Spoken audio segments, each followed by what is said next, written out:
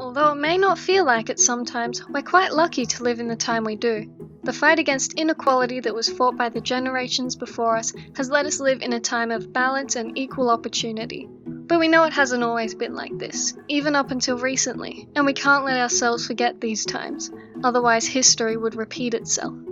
That's why, in this video, I'm going to be teaching you about the history of disability education in Australia, so you can better understand how times have evolved into our relatively accepting era.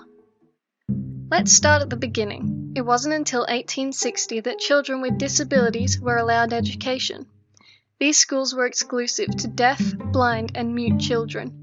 Children with any other physical or cognitive disabilities were placed in mental hospitals away from their families.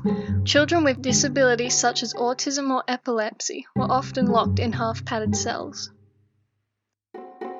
In 1945, with the return of World War II veterans with physical and mental impairments, many children were moved to be housed in community-funded disability institutions, where hired matrons and therapists educated them.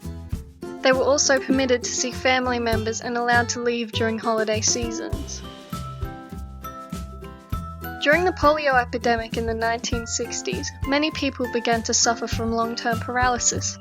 The recovery of many of these victims caused family members to begin the movement to completely shut down the mental hospitals that house disabled children. This brings us to the 1970s, when the government began integrating disabled children into mainstream schools. Disabled students would attend schools for part or all of the day in regular classrooms whenever possible. Finally, in 2005, disabled students were given the same educational rights as all students, with the introduction of the Disability Standards for Education Act. Since then, Australia has been working towards perfecting integrated ability education, and we can help.